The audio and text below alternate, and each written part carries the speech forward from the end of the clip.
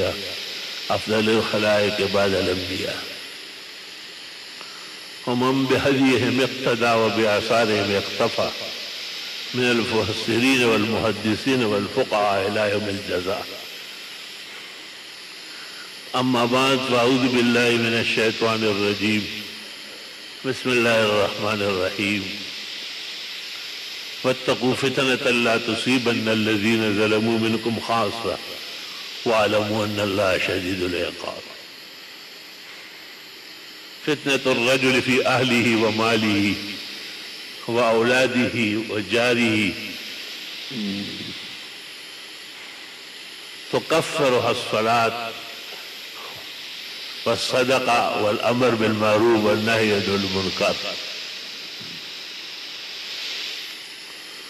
يا عمر بينك وبين القيامة باب مغلق أيكسر أم يفتح؟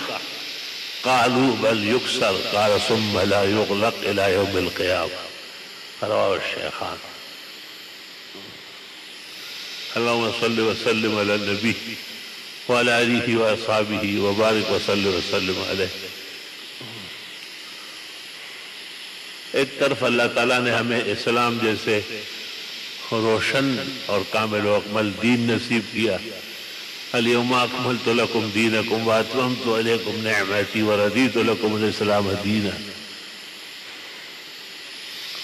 اور اسی دین کو دونوں جہانوں کے لیے اٹل نجات اور جنت کا باعث کہا ہے. ان الدین عند اللہ الاسلام. دین کے مقابلے میں کوئی فکر، زاویہ، تصور، تخیل معتبر نہیں ہے. ومن يبتغ غير الاسلام دينا فلن يقبل منه وهو في الآخرة من الخاسرين. دینا قیما، دین اعتدال کا ہے. ملتا ایک صاف ستھرا پلیٹ فارم ہے. نہ زیادتی ہے، نہ کمی ہے، نہ حق تلفی ہے، نہ گرانی ہے. وما جعل علیکم فی الدین من حرج. جہاں جہاں دقت گرانی پیش آتی ہے شریعت اس کو ہٹاتی ہے. اب ہم زندگی بھر 50 سال کھڑے ہو کے نماز پڑھی. اب جب بڑھاپا اور بیماریاں دونوں نے مل کر معذور کرنا چاہا تو متبادل صورت بھی شریعت نے بتائی کہ ٹھیک ہے آپ کرسی پر بیٹھے اور کرسی پر ہی آپ رکوع سجود کرے، اور جب امامت کرے تو کوئی چیز سامنے ہو جو متصل بالارض ہو. وما يكون متصلا بالارض في حكم الارض فصحت صلاته بل تصح خلفه صلاة القائمين. الاصحاء فتاوی شام جلد اول صلاة المریض صفحہ 109-110. صرف اس کی نماز نہیں جو اس کے پیچھے پڑھیں گے ان کی بھی نماز درست اور صحیح ہے، بلکہ علامہ شامی نے ایک جگہ لکھا ہے کہ یہ شخص اگر اس عذر سے نماز نہ پڑھائے تو گناہگار ہوگا. شریعت اجازت دے گی. جیسے کہتے ہیں کہ مسافر کے پیچھے نماز پڑھنا سنت طریقہ ہے، اس طرح بیمار کے پیچھے بھی نماز پڑھنا سنت طریقہ ہے. اور اس سے مسائل کا احیاء ہوتا ہے، مسائل زندہ ہوتے ہیں. مسائل بڑے علماء کو معلوم ہوتے ہیں، وہ مسجدوں میں آتے نہیں ہیں، اور چھوٹے جو ہے وہ مسائل جانتے نہیں ہیں. جب جانتے نہیں ہیں تو پھر مانتے بھی نہیں، اس لیے وہ عوام کے سامنے سر ٹکا لیتے ہیں اور وہ فقہ پر سٹینڈ نہیں لے سکتے.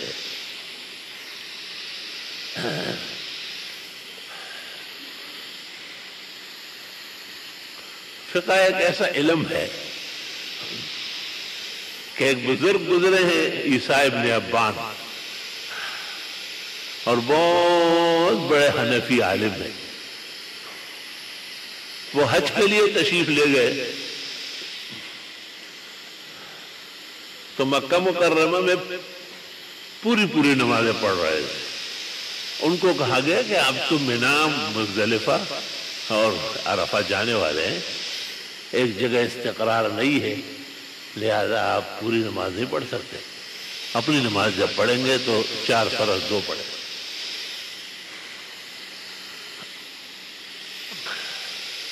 جب حج ہو گیا اور واپس مکہ آیا تو پہلے کی طرح آدھی پڑھتے تھے. تو انہوں نے پھر کسی عالم نے کہا کہ اب بھی غلط کر رہا. اب تو آپ کی توجہ پورا یہاں رہنے کی ہے اور آپ مقیم اقامہ 15 یومن ہو چکے، لہذا دونوں مسئلوں میں غلطی کر رہا. عیسیٰ ابن ابان کہتے ہیں وقعتنی خطیتان فی مسئلۃ واحدہ فراجات کتب محمد ابن الحسن الشیبانی. اس کے بعد امام محمد کی کتابیں غور و خوض سے دیکھنا شروع کر دیا. یہ کوئی آسان کام نہیں ہے. سوچے کپڑے پہننا ہو، اپنے اوپر استری پھرانا ہو، داڑھی اور وہ کنگھی کرنا، یہ تو بہت آسان ہے. لیکن کتاب کا مغز سمجھنا اور کتاب کو عوام کے مطابق بنانا اور کتاب کے مسئلے سے عوام کا بھلا کرنا، یہ انبیاء اور علماء امت کا منصب ہے. اس مقصد کے لیے قوم نے مدرسے قائم کیے، چھوٹے بڑے متوسط، اور وہاں بڑے علوم پڑھائے جاتے ہیں. اور ان علوم میں قسم قسم کے آراء آتی ہے، لیکن کتاب اور استاد بنیاد ہوتا ہے، اس سے خلاف نہیں کرنا ہوتا. تو یہ آدمی شرف اور استقامت کا طالب اور عالم مانا جائے گا. اور اگر یہ کتاب نہ دیکھے یا استاذ کی نہ سنے تو یہ ایک کانٹا ہے جو کلاس میں گھسا ہوا ہے. یہ غلط کار انسان ہے جو اچھے لوگوں کے لباس میں نظر آیا ہے. لباس خضر میں شیطان بھی پھرتے ہیں. تو میری گزارش یہ ہے کہ مسائل اور مسائل کے مطابق رہنا سہنا یہ بہت ضروری ہے.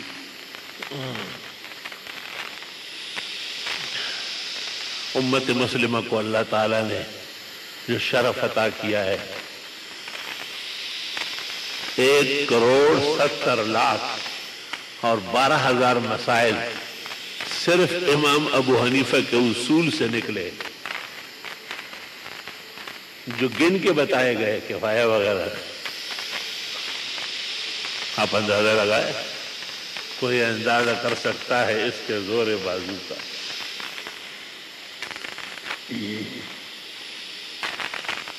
اور وہ جو امام شافعی رحمت اللہ علیہ اپنے شاگرد عزیز زمانے کے امام مجتہد امام احمد ابن حنبل کے ہاں مہمان ہوئے تھے، وہ آئے، ہمارے گھر خدا کی قدرت ہے، کبھی ہم ان کو کبھی اپنے گھر کو دیکھتے ہیں. امام احمد نے اپنی اہلیہ کو کہا جتنے کھانے ممکن ہو پکا دے آپ، کیونکہ میرے استاد بہت بڑے عالم ہیں اور کئی زندگی میں وہ ہمارے گھر مہمان ہیں. اسلام کی خوبیوں میں سے ہے کہ مہمان کا پورا اکرام کرے، ورنہ اس کی ایمان باللہ و آخرت میں کمی آ جائے گی.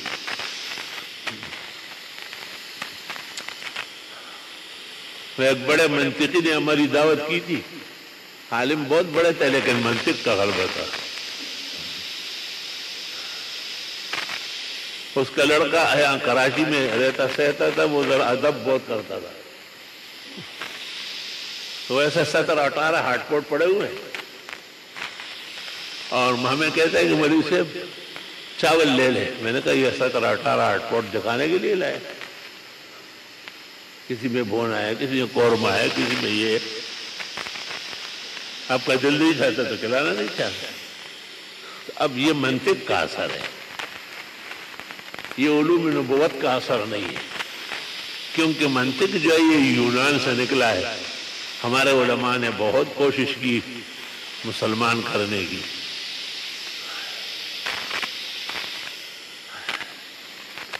شاہ ولی اللہ محدث دہلوی کے جو والد ہیں شاہ عبد الرحیم صاحب، وہ یہ میر زائد ملا جلال جن کی منطق میں منتہی بڑی کتاب ہے، اور آگرہ کے مفتی اعظم بھی تھے، ان سے پڑھ رہے تھے سبق۔ ایک دن مرزا ملا جلال نے کہا، منطقین ہے، کہ مولوی عبد الرحیم بازار سے افطار کے لیے کباب لے آؤ۔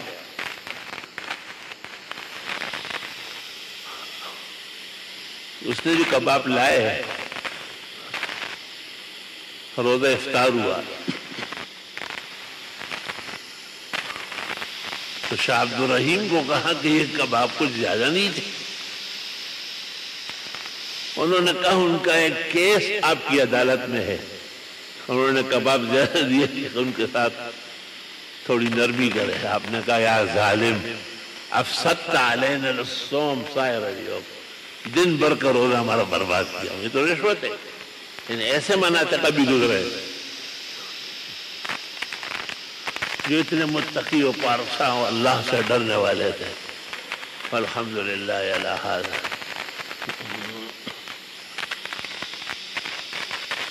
دنیا کے اندر مختلف چیزوں کا مختلف اثر ہوتا ہے۔ جیسے کوئی دکاندار ہوگا تو بڑا ناپ تول رکھے گا،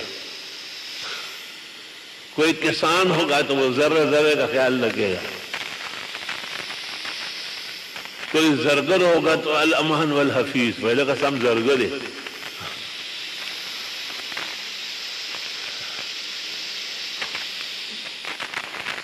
ہر انسان پر پیشے کا اثر ہے،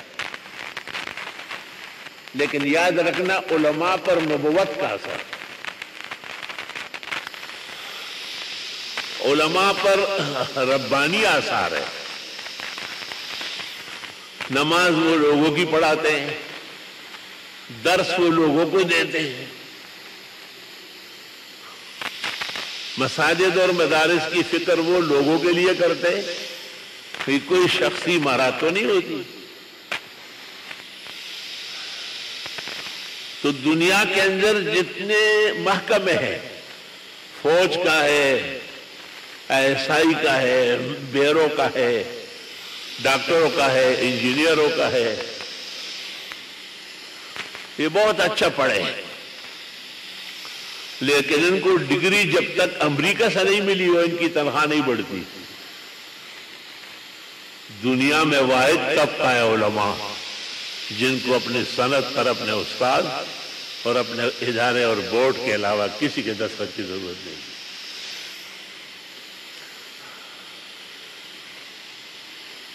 کیونکہ یہ خود کفیل علماء ہے، اور ہم جانتے ہیں کہ انہوں نے اسلام کی خدمت اور قدر کس سے شان طریقے سے کی ہے۔ بہت ہی زیادہ محنت اور لگن کے ساتھ یہ لگے رہے۔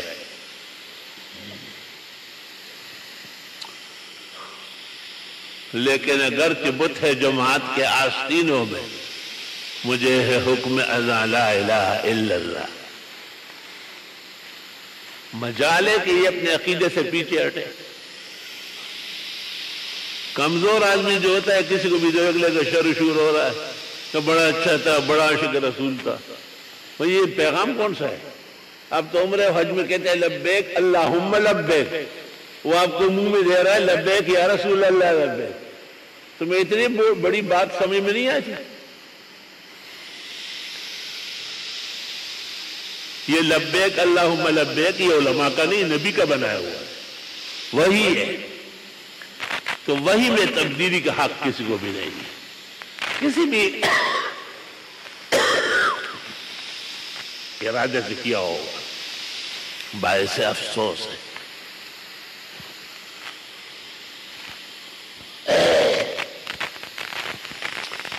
اس لیے ابو القاسم جنید بغدادی سے پوچھا گیا تھا نا کہ کرامات دیکھ کے کیا کہو گے؟ کہ وہی کہوں گے جو اسلام کہتا ہے۔ کرامتیں دیکھوں گا لیکن ایک صفر کے برابر بھی متاثر نہیں ہوگا۔ اس نے کہا یہ تو بڑی عجیب بات ہے۔ اس نے کہا اگر ست ہے آب می روی خس باشی وگر بہوا می روی مگس باشی، تنکے سمندر میں نہیں ڈوبتے، مکھیاں اوپر اڑتی ہے لیکن کسی کام کی نہیں۔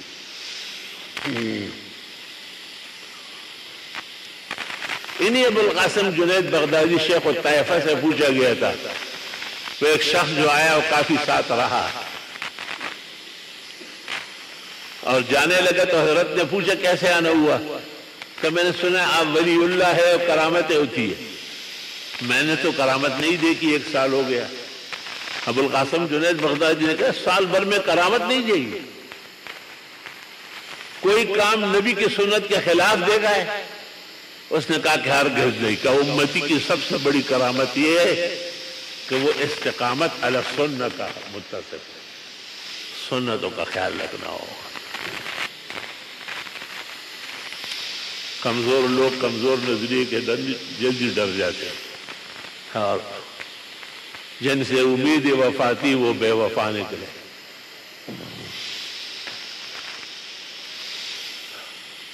مطلب اسلام حقائق اور صدائق کا مذہب ہے۔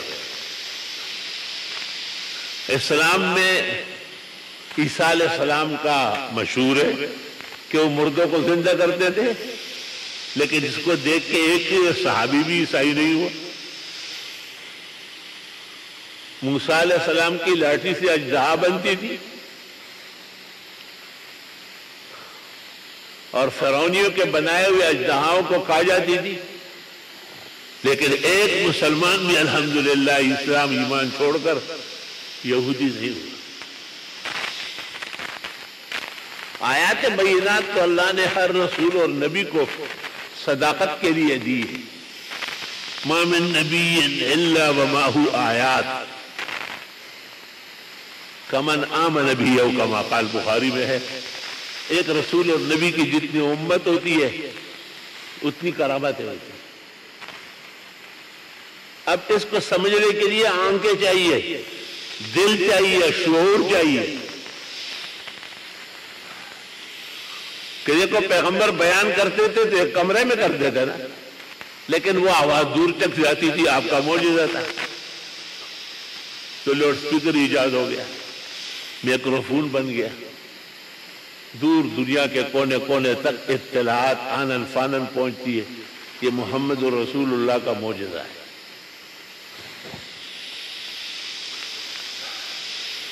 عیسیٰ علیہ السلام دم کرنے سے بچاتے تھے، اب سرجری ہوتی ہے، ڈرپ چڑھتے ہیں، بڑے بڑے اسپتال، بڑے بڑے institute, parts of the body کی ہر طرح کے سرجری ایک ایک عضو کو بتا دیتے ہیں کہ اس میں کیا نقصان آیا ہے۔ جناب رسول اللہ صلی اللہ علیہ وسلم کے معجزات۔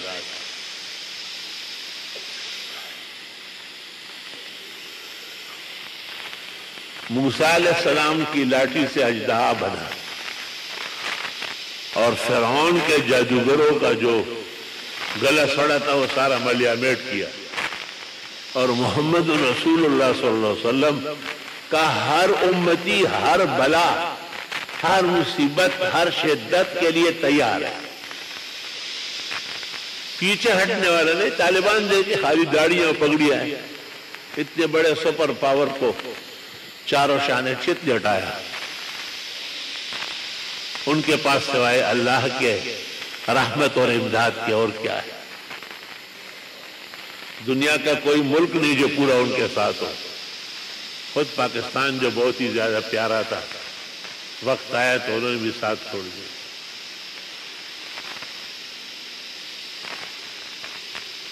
اس طرح ہر شخص کرتا رہے، دیر سے آئے اور اپنی بچی کو یا بچے کو ساتھ لاتا رہے۔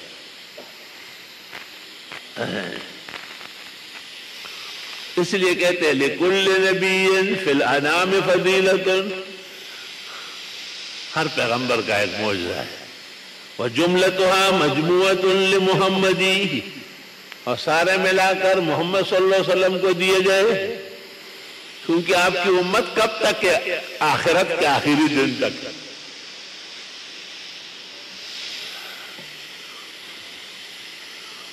احادیث مبارکہ میں عبداللہ ابن سلام نے جو آپ سے پوچھا کہ قیامت کہاں قائم ہوگی، آپ نے کہا سرزمین شام میں۔ اس نے دوسرا سوال کیا کہ لوگ کیسے پہنچیں گے؟ النار تحشر الناس، بخاری، آگ پہنچائے گی، یبیت معہم ویقیل معہم، ساتھ ساتھ رہے گی۔ تو پتہ چلا کہ آتشی لفٹ بننے والی ہے، جس کے بعد ہوائی جہاز، ہیلی کاپٹر، یہ تمام کے تمام بیکار ہو جائیں گے، اور یہاں سے آپ بٹن دبائیں گے، مثلا جیم آپ نے ڈالا تو جدہ، اس کے ساتھ میم اور قاف ڈالا تو مکہ، میم اور دال ڈالا تو مدینہ۔ اشارات احادیث مبارکہ میں آئے، اور امت پر اس کا کھوج لگاتی ہے، مختلف زاویوں سے اس کو اپناتی ہے۔ وہ ہم عید پڑھنے گئے، سامنے میدان میں گرمی کے دن تھے، بہت ہی حشر نشر گرمی پڑ گئی، تو ہمارے وہ ساتھی منصور بھائی کے چھوٹے بھائی سہیل، وہ مجھے لے کے گئے تھے، منصور نہیں تھے۔ تب وہاں سے جب ہم آئے، عید پڑھا کر، خطبہ دے کر، دعائیں کر کے،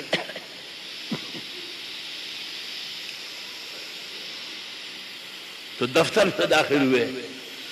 دفتر ذرا ٹھنڈا تھا، انہوں نے کہا جنت ہے۔ میں نے کہا اس کا ذکر سورۃ حدید میں ہے، باطنہ فیہ الرحمہ، اندر ٹھنڈک ہوگی، وظاہرہ من قبل عذاب، اور باہر سے آگ برس رہی ہوگی۔ لا الہ الا اللہ وحدہ لا شریک لہ۔ تو تمام عالم کے اندر جو ذرائع ہے اور انسان کے فلاح و بہبود کے، ان ذرائع کو آپ بنظر عمیق اور شعور سے دیکھیں تو محمد عربی صلی اللہ علیہ وسلم کے معجزات ہیں۔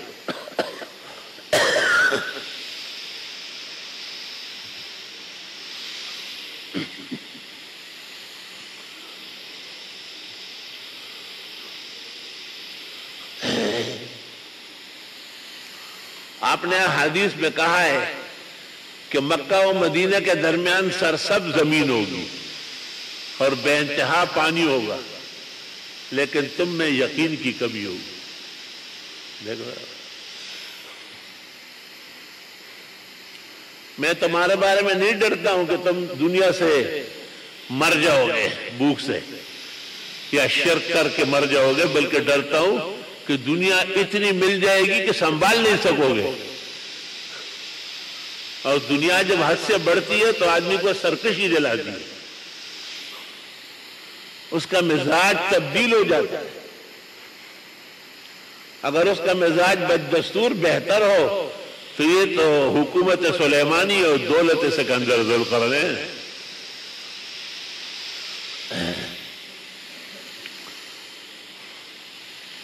تو میرے عزیزوں اور میرے بھائیوں، جس طرح محمد عربی صلی اللہ علیہ وسلم کے معجزات انگنت ہیں، صوفیاء تو کہتے ہیں ہر گیائے کے بر زمین رویت وحدہ لا شریک می گویت، ہر پتا اور ہر ہرا گھاس جو زمین سے اٹھتی ہے اللہ کی عظمت، وحدت اور پیغمبر کی صدق کا اعلان کرتی ہے۔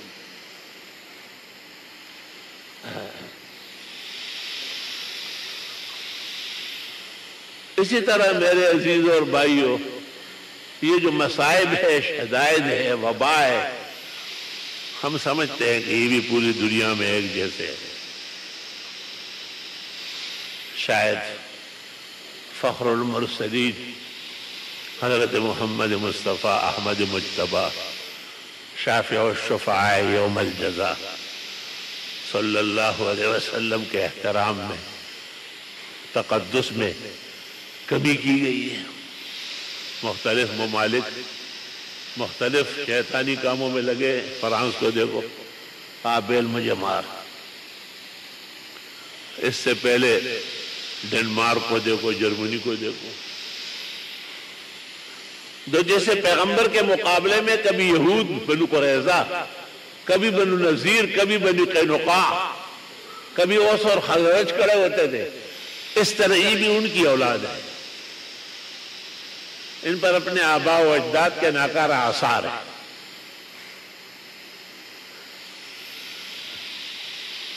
توبہ خدائے توبہ.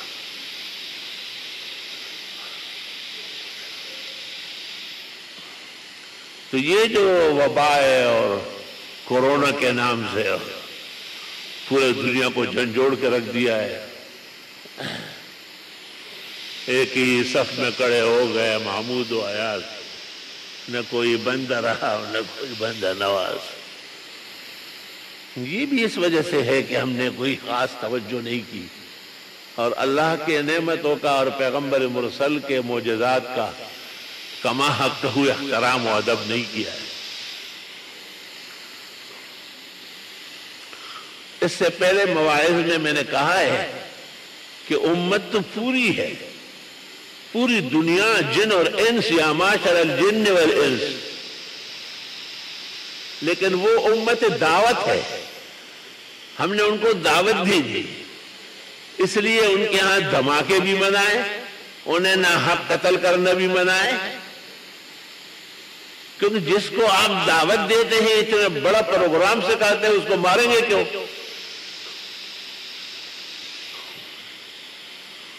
تو غیر مسلم ممالک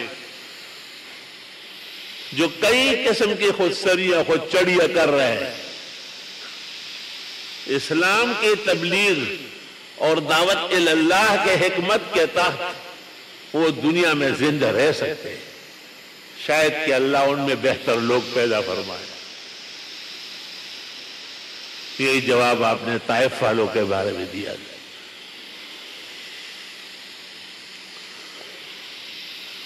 فرق صرف اتنا ہوا کہ چونکہ انہوں نے محمد عربی صلی اللہ علیہ وسلم کو کما حق کہو تسلیم نہیں کیا تو ان کا کام بڑھ گیا. گڑی بناؤ، سوئی بناؤ، ٹیکنالوجی نکالو، قسم قسم کے ایجادات کرو.